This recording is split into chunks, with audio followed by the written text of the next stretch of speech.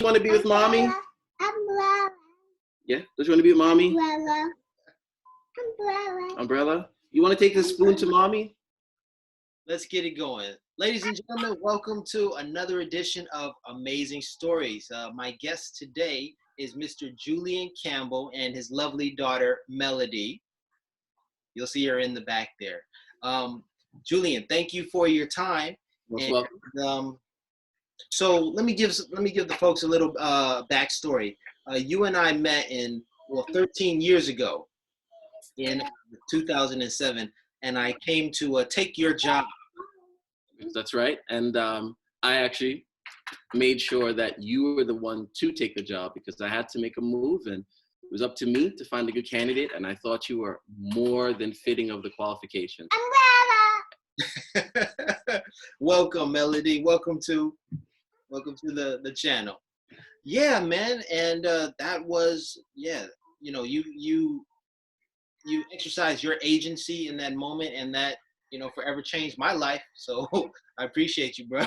It's what we do for each other, man. It's interesting, the small happenstances, the butterfly, making a move that makes the rhinos, and then the weather changes. So I'm glad that I could do that for you, and you've also done this for me, and here we are again, back in the U.S. How about that?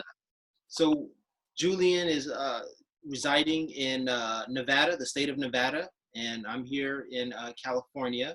And let's see. So we met in South Korea. But Julian, you traveled, you left South Korea.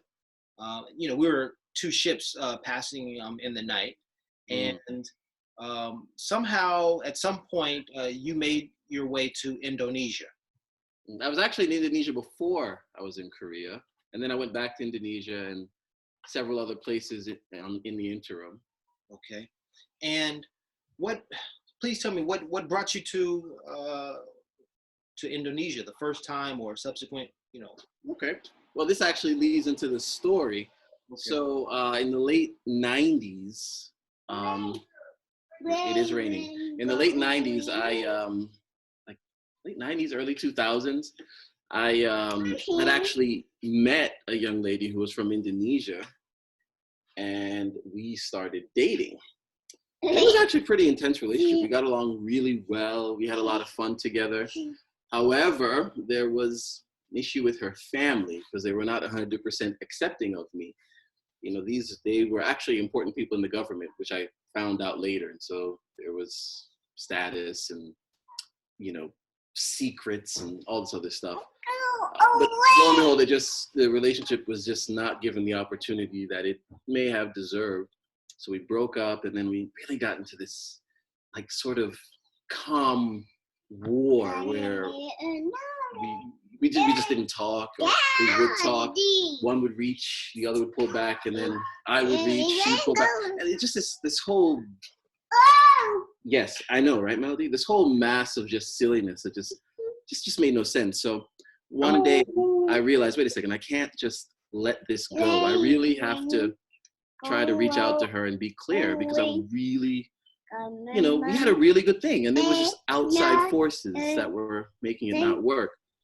So over a winter, I just said, okay, and I bought a ticket and I went to Indonesia because I knew I was still in touch with her brother because we were still quite friendly. I knew where they were, so I went to go see her brother, and I told him I was coming, got a phone, I just got on the plane and just went, and to see, okay, let's see what we can do about this.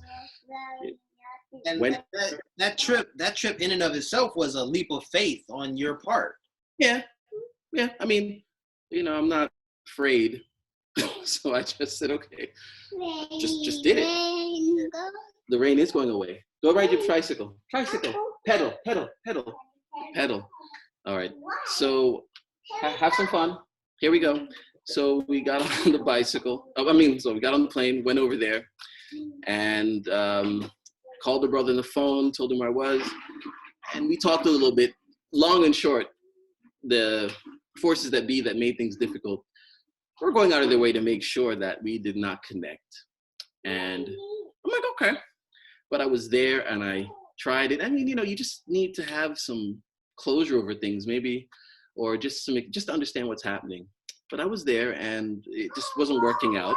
So I said, okay, well, let me go have some fun, because everyone talks about this Indonesia, Bali, and all these other things. So I said, let me go and just have some fun. And I did. I spent the 40 days there, backpack, train rides, and just doing that and just seeing stuff. It was crazy. I mean, I had some characters, ate some food, got sick. And when I was there, I remembered something that I'd read about, because I'd read about the Not Aligned movement, which, for those that don't know, after the decolonization that happened in the 50s, et cetera, all the former colonies were like, why should we join the United Nations? We should do our own thing, because these are the people that were colonizing us, taking our resources. What's the point of being in the United Nations with them? And, well, yeah, it's a good idea. I'm like, okay, that was pretty cool. And then the place where they had their first real meeting, they had a preliminary meeting in Sri Lanka, but the real first meeting happened in a place in Indonesia called Bandung. It's up in the mountains, really cool, very nice. So I went up there because I really wanted to go ahead and check it out. And the people were pretty cool. And there was a hotel that had this register there, all the people that had gone there and signed a book, all the world's leaders, luminaries. It was pretty amazing. Okay, you can just stay on my back. So I went to the museum pretty early one morning to go see the whole thing in action. And I really liked it. Then my Indonesian, I obviously didn't speak any Indonesian, and there were a lot of things that you could have learned, but you needed some extra language access. So they made sure they got me a tour guide once they saw this foreigner person. I'm like, okay, that's cool. And my tour guide was absolutely fantastic, told me everything, explained some things, showed me some additional documents, because I got my degree in history. So this kind of thing, and the way she explained it was really good. All the notes, all the meeting, all the agenda. I was like, great, thank you so very much. I'll come here later, okay? Now, here's a tie for you. All right, so I was really into that, and got me some really good scholarship on that I used when I went back to, finally finish my degree. Some of the extra information I got from there. But the tour guide was quite fantastic, actually. And you always need to be aware of your human resource in any situation. And I said, okay, let me stay in touch with her, because she really knows what she's talking about. She's very capable, understands things, can talk to people. So I stayed in touch with her, and like one email a year, whatever. And I ended up just going back home, because I never met the person who I went there to see. And I was like, okay. And I was okay with that. And I just sort of moved on from it.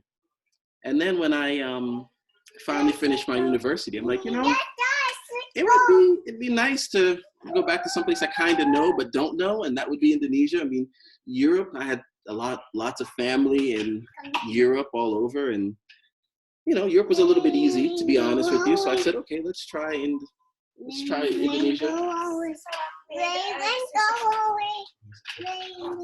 So go with mommy.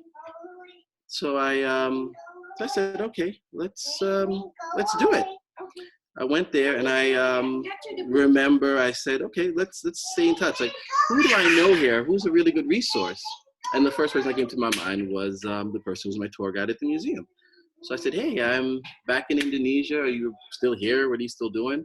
And she was actually still there. And the museum is in Bandung, but she was in Jakarta at that time. And that's actually where I was living at the time, because I found a job there. I said, okay. And so we hooked up. We went out for dinner. And, let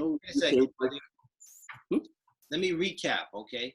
Mm-hmm. All right, so you had gone to Indonesia the first time, and there was, political, scholastic or scholarly event that you were attending. Okay. And your tour guide, it was, she was very informative and very helpful. And you remained in contact with this person because of, the resource that she, that you valued in her. And then you had a year or 2 years later, you returned to. Something like that. I think it was like maybe 2 years. Okay, you returned to Indonesia, and you contact that same resource again. That's right. So that's what you're telling me now. You're reconnecting with your former tour guide. Correct. All right. What And, happens? What happens there? well, there's so many people in Indonesia. It's such a dynamic situation. I mean, it's the world's fourth largest country. And, you need allies, you need people, So I stayed in touch with her.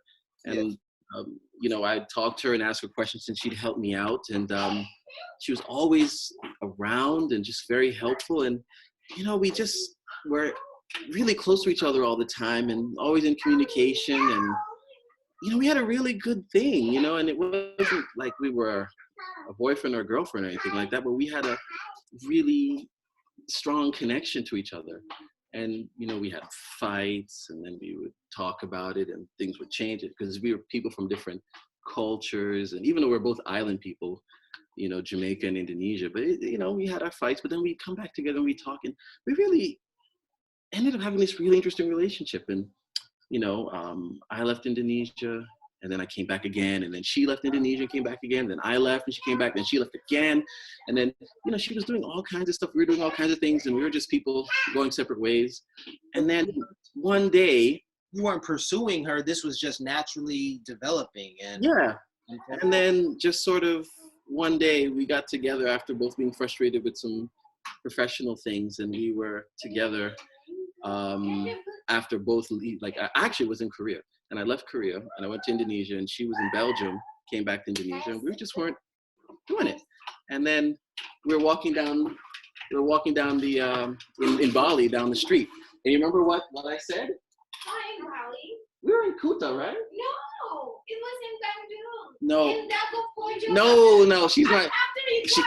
She hasn't been listening. After you went to the wedding with Kish, Yeah, but this is like years later when you left Belgium, and then we got together in Bali. No, you texted me a message. Long and short story, anyone who's paying attention knows that I'm obviously talking to this person because he is still in my life, and we're actually married now with 2 children. Amazing. I mean, it wasn't planned or intended, but it just sort of worked out that way. So my tour guide in the museum became my tour guide in life, and we have these 2 kids, and we're here in the US, and we've traveled a little bit together, and we're just doing things, and completely unexpected and pretty amazing. So in the background there, I saw, I'm looking at your tour guide. Yes, a tour guide in training. More or less, yeah, and life skills. Yeah, it was pretty amazing. It wasn't expected, and it wasn't looking for it, but it just sort of worked out. What an interesting, I'm still surprised. Yes. To match your story, I went to Peru in 2015. I remember. I made contacts, and I remained in contact with those people because, of course, I didn't know when I would return to Peru. Mm-hmm. Finances are an issue. Scheduling is an issue. You never know. Mm-hmm. And then when I did end up going to Peru in 2017, I had a small Rolodex, of people I could say, hey, can I reach out to you? And, can you show me around? Can we have lunch and whatnot? So, yeah, man, your story definitely resonates with me. And it more so is amazing because you have a beautiful family that has, come from that. Alhamdulillah, man, I can't complain. I mean, it's like when you're not looking for something, you find it, but you have to be smart enough to know when it's in front of you. And I took advantage of the moment and keep taking advantage of the moment. So here we are. Yeah. Yeah, I like that. Alhamdulillah. Yeah, it's all good. All right, Julian. Thank you for your time. Absolutely. And, we may do this again, but I want to thank you for your time and thank you for your contribution to the amazing stories with Larry Legend. I will. No doubt. Keep it real. Keep it grimy. I've enjoyed all your other videos, so I'm glad to be a participant. And, inshallah, you'll keep doing them, and it's going to be good. All right? All right. Peace and blessings, bro. All right. and we're